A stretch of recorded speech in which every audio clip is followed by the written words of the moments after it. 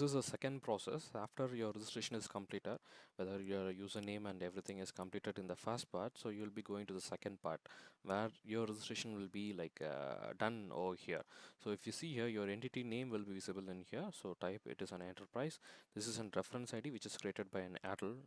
It is so it is not from Troy exactly, it is from Airtel. It is so the status is in process, so still you haven't uploaded any documents. So the verification process only continues after you have uploaded all the documents, all the necessary documents you have been like added. The process will be like stated into like completed it is. So after that you can go and create your headers from here, SMS headers and everything you can create after the registration is completely completed. So in here if you see a registration ID is so in here after you have uploaded your documents and after your documents have been like verified by the by Airtel or whomsoever it is, so you will be having a registration ID. One registration ID will be generated in here. So if you can view this registration ID, this is the important registration ID which is used by the Troy to for the DLT it is.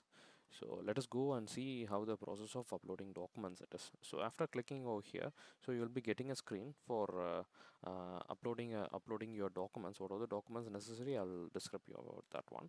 So in here, if you see like your documents can be like PDF, PNG, JPEG, GTIFF, or whatever it is smaller than 10 MB it should be. So only these kind of types are like allowed to upload anyhow. So in here if you're saying like proof of entity is like, so whatever it is, your incorporation certificate, if you are a private limited company, your incorporation certificate, so sole proprietorship or partnership deed, so whatever it is you can browse and upload in here.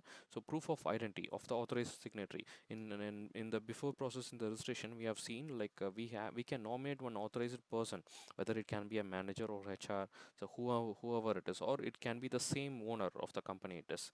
So we have to like give the authorized signatories proof over here. So it is, I basically already have selected income tax PAN card. So if you are submitting driving license, passport, whatever it is, like whatever like you can select from here and you can upload the same using this one. So next thing is like proof of address. Proof of address, whether the what is a company's proof of address it is. So it can be like seen in MOA, OA, or even certificate of incorporation also it will be there. So if you have import export certificate or trade license, whatever it is, like whichever where it is mentioned your company's address, proof of address, so you can submit that in here. So just click on certificate and incorporation, so you can browse and select it again. So then the next process is like authorization letter.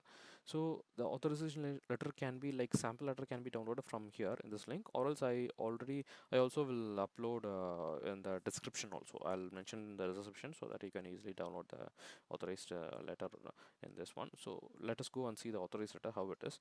So if I'm going to see the authorized letter, so letter of authority is basically like this letter you have to get it printed in a letterhead, your letterhead, and with the seal and signature of the person, like who the authorized person signature also must be present, and as well as the person who's issuing the certificate also, the his name, designations, and company seal should be present in here.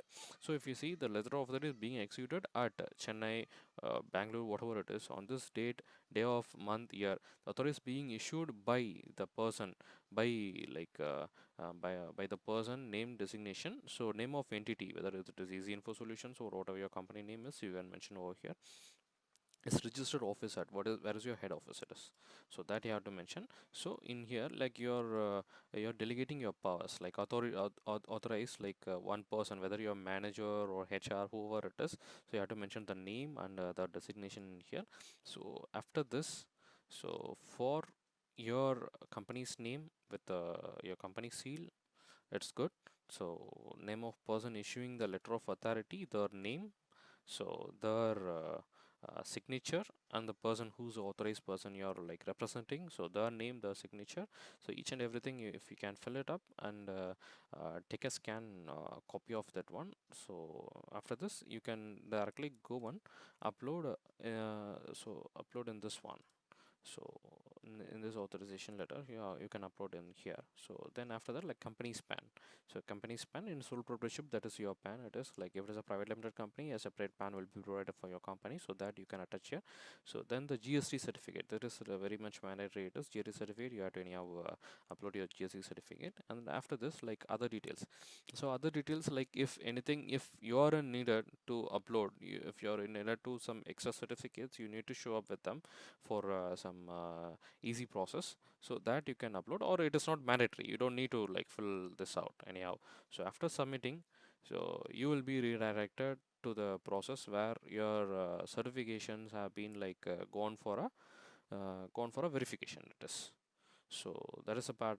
Next, I think from in here, the certification upload, the upload of documents for the verification of your entity is over.